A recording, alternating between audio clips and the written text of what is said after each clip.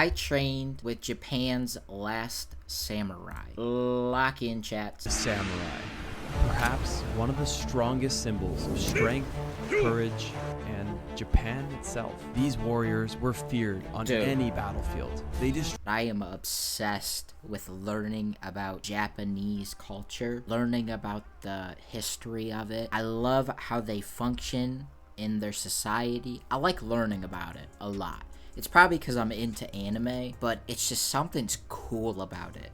And being a fucking samurai just sounds cool as shit. Just to be able to be labeled as a samurai plus like a million aura, bro. You walk into any room, you are probably the most interesting person in that room. Destroyed any foe they encountered, and even when greatly outnumbered, they were prepared to die for what they believed in, for the honor of their name and for their country. But through radical modernization, much of history has been forgotten. The samurai has become little more than a symbol, a character in a textbook, or a scene in a Hollywood film. Today, the samurais have dwindled to just a few, and hidden on a forgotten island in Japan is one of them. I don't know what I'll find, but I do know this. I want to discover what remains of this Japanese legend, and to train under the sensei, so I can understand what truly makes a samurai.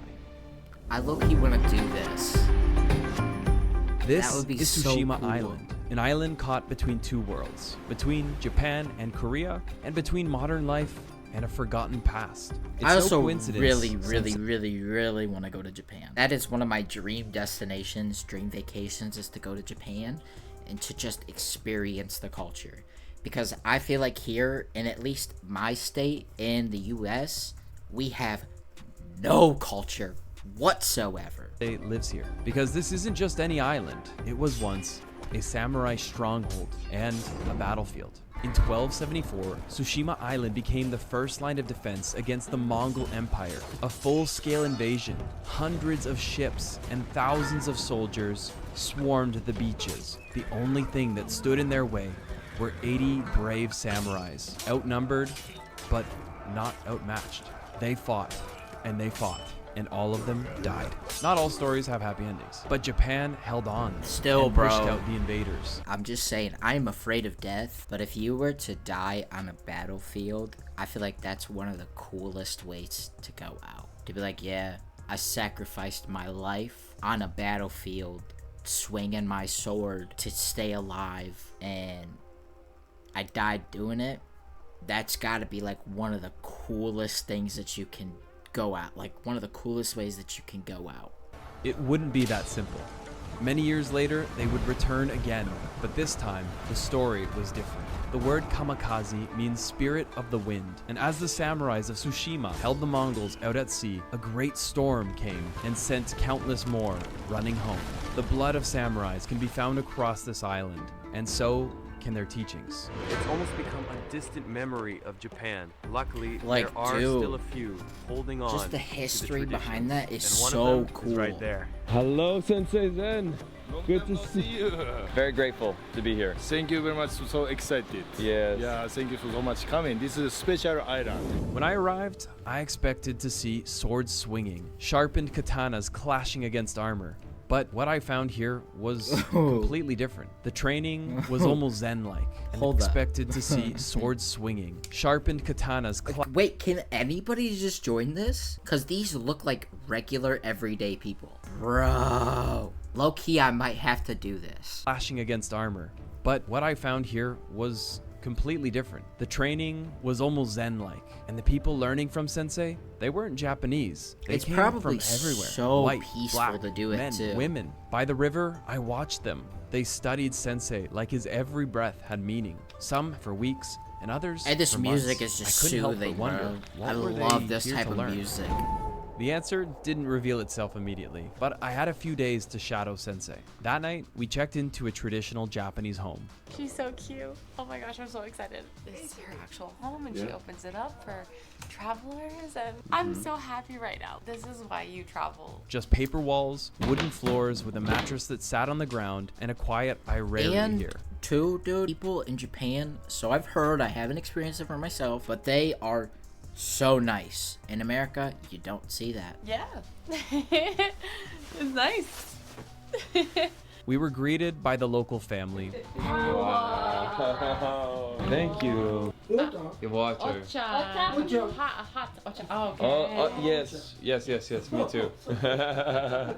Nice, good choice. Beer's a good choice. Every day, that's good. Keep the doctor away. And quickly, I saw it was going to be a fun challenge to communicate. Naturally, we turned to the most advanced translator known to man, Google. Oh, the pass. 魚の販売をしてました。日本各地 I へ was selling fish. Dinner became an adventure in gestures, guessing, voice commands, and you know what? Everything somehow made sense, and our dinner was full of laughter. There's a Japanese saying, Ishigo Ishi, and it means one life, one meeting. And really what it means is to appreciate every fleeting moment, because Like, it'll dude, probably oh my only happen. god. Just seeing this makes me want to go. I love countries that have rich culture. I love it. I wish we had that in the US. That dinner, I'll never forget it. The next morning, we woke up before the light. Outside, the sky began to shift, soft orange spilling over the horizon. I guess that's why they call it the land of the rising sun. And there they were, Sensei and his students training in silence as the sun rose and the winds blew through the field. No one spoke, no one filmed. Except me. I filmed everything, but from a very respectful distance. A beautiful morning here in Tsushima Island. Right behind me here is what you'd see in a typical day with Sensei.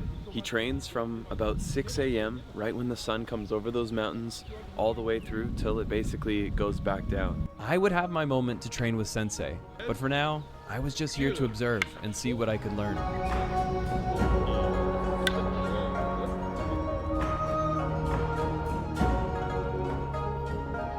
After training, I had my moment to finally connect with Sensei, and I had to ask, what had happened to the samurais? And why was the central piece of Japan dying? We get Well, the lore. answer was not what I expected. We lose the war. After the atomic bomb, around 9 years, samurai wisdom and technique, it was illegal. He told me that after World War II, the Americans didn't only drop a bomb, they banned the sword, and they banned the way of the samurai. Damn, Any martial really? arts tied to the samurai code were completely outlawed. The movements, the mindset, the spirit, all forbidden. But his father and his father's father, they refused to let it die. So, some family and some styles go under the ground, keeping a training using a fan dance. Yep. This looks like a dance, but it's a samurai movement. They are hiding the techniques. At first, they trained using fans, disguising sword movements as a dance. It wasn't just tradition, it was resistance. Now, this ban lasted 7 years. Doesn't sound like long, but it was long enough to have its impact. And now, with the modernization of Japan, a totally new set of cultural beliefs and traditions have taken over, leaving history by the wayside. And today, the responsibility to keep the way of the samurai lives with Sensei Zen. My mission is I have to keeping this tradition, spread this tradition all over the world, and how to connecting the next generation samurai wisdom and tradition. Samurai people is they are top of the society. That's why their most important purpose and not to fight. Always just keeping a peace and balance. This is most important way of thinking. Yeah, that's one thing that I I felt admire beyond about lucky that. to have this moment with him. Now, before we could train, we were told there was one thing we had to do first, and that was climb Shirataki, the sacred mountain of Tsushima. Sensei wouldn't be joining us. This wasn't about technique or sword work. It was about presence, breath, and connecting with the island. So this trail brings you to what's considered to be one of the most sacred places in Tsushima Island, and also one of the tallest peaks. I was told you would feel an energy when you got here, and maybe it's a bit early, but it is absolutely energizing being here. But we gotta go before the rains get here. From the start, the hike was no joke. What started I off wanna as a do this sweat so turned bad. to an endurance challenge. The incline got steeper and steeper, and the skies darkened. Japanese culture is fascinating. It's good to have guides, because I can tell you right now I would have blown right through this gate not knowing that you actually have to pay your respects first, because this is a tori and it is a shrine. These basically are representations of the deities, the spirits of Tsushima. And so, to pay your respects, Koki, can you show me one more time? Two lane. Two. One, two. Two touch. Thank you so much. Okay, thank you. Wow. And now? Okay. Okay. No. Okay. Dude, the music You on like this Spider-Man? is so peak. Oh, Spider Yamaguchi. And then it all came down. The rain, the kamikaze, or the spirit of the wind came crashing down. It was trying to wash us off this mountain. We slipped and kind of laughed. And we questioned whether it was time to turn back, but we were so close. One of the local guides told me, the mountain gives you what you need, not what you want. And maybe that's what this was. A test of presence and a moment to truly feel everything around me. Later that day, Sensei invited me to meet him at a sacred place. Hidden away between trees, tories, and an enchanted footpath was the White Mountain Temple. Where we've just entered is one of the most magical places I think I've ever seen. Oh my god, With a light- dude. Oh my god, I forgot. Seeing a cherry blossom in Japan is a must-do thing for me on my bucket list before I die. I need to see it. That little tree right there, just reminded me that I gotta do that before I die. Little light leaks, purple flowers, a fairy tale in here. And today, my brief but hopefully meaningful training with Sensei Zen begins. There was a special feeling here. At the end of this walkway, there was an old wooden building with a slanted roof surrounded by a beautiful forest. This area is behind this shrine. There's a small mountain, White Dragon Mountain. Local people believe and White Dragon is living there. Okay, that's why, okay, if Dragons. go into the mountain, you have to die. That's why over 1,500 years, untouched. Today was the day I would train under the ways of the samurai. Sensei handed me this clothing, and I was pretty excited to get dressed. He explained that before the sword, there must be silence. And in that silence, you must meet yourself. We sat in silence, breathing, listening. Now, my mind is always a bit of a chaotic mess. And when I'm quiet long enough, it gets even louder. But he led me through a meditation, and slowly, the noises started to fall away. Like, bro. And that's when I started to realize this wouldn't be a journey of swords and clashing armor. There was something deeper, and I think I was just beginning to feel it for myself. After our meditation, Sensei stood up, gestured for me to follow him. He began walking slowly through the temple while telling me the stories of this sacred place. And we have, first education, we have to understand about how to die. Yeah, this is not negative meaning because and samurai people sometimes they have to do seppuku for the honor and for the responsibility, right? And samurai wife is also last moment emergency situation they have to die herself. They are not afraid about the death. They are always very deep accept to the death. That's why automatically they are accept to the life. Death and life, war and peace. Sensei told me that the way of the samurai is balance in all things. And in our modern world, I truly appreciate Sensei's traditional wisdoms. Bro. And one story that I thought was particularly fascinating. Shrine is a womb. That's why it's a gate. It's described about the vagina. You have to bow and respect and go into the vagina. And okay, you go inside and so many like a bush here. It's described the hair. And there's a water place. You have to wash. It's mean wet. And this. I'm sorry. No disrespect. Okay, I'm ready. Locked in. road, it is called sando in Japanese. This one, two rings. Okay, this is like a symbol of the man. No, the two ball. Oh, Right? Yeah. And this is like a sorry, it's a penis. yeah. And shaking. Okay. Oh, After that, through the coin. yeah. It's explosion. Oh, really? And Wow. pray. Yeah. And okay, and go back, you Yeah. become a reborn. Yeah, that's this concept of the womb. Just outside the shrine Sensei stopped suddenly and placed his hand on a tree. Its trunk was twisted, scarred, and if you looked up, it had an evil-looking presence. He called it the Goblin Tree. If you pray to this tree and touch this tree eat your negative energy and darkness, right? That's why this looks like a goblin, right? But at the same time, this is a holy tree. This is a place where you can leave what no longer serves you. All you need to do is place your hand on the tree. I didn't expect to feel anything, but when I pressed my hand to the bark, something shifted. Maybe it was the storm still clinging to me, or the silence of the forest, but I felt something, and I felt lighter. He nodded to me as if I was finally ready. Sensei handed me my sword. Well, it's kind of a big stick, but I didn't feel that way. As I gripped the hilt, I could feel my heartbeat in my hands. My stance shaky, my breath uneven, but underneath all this uncertainty was excitement. I mean, come on, this is a childhood dream come true. I just hoped I wouldn't screw it up.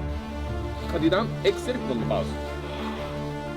Inhale, exhale.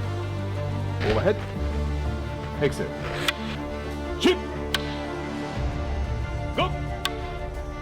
After showing me the basics, Sensei stepped forward. This time, he wasn't holding the wooden stick, he was holding his katana, forged with precision. I stepped back and watched the master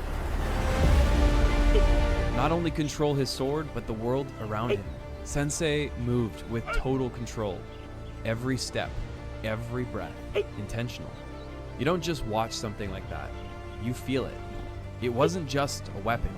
This was an extension of him. What he showed me was what decades of discipline. Oh my god! Holy shit! This trip truly felt poetic. From the storm, the stillness, the sword. But nothing could have prepared me for this. Sensei brought me back to the river where it all began. He didn't say much. He rolled out a massive piece of paper. He sat down and began a ritual. And after a long pause, he began to write. The same grace he held the blade, he moved the brush. He told me the sword and the brush are two of the same. The goal in these movements is not to think, but to be. To empty the mind completely so that all that remains is movement. Each stroke unplanned. And in that place, between full control and complete surrender, that is where the samurai lives. In perfect harmony and balance. The yin and the yang. Sadly, there's almost no one left in Japan keeping the way of the samurai alive, but Sensei Zen is one of them.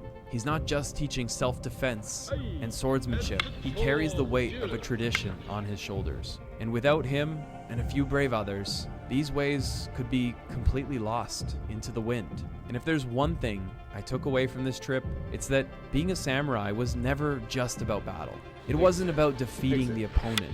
It was about silencing your inner noise, your inner demons.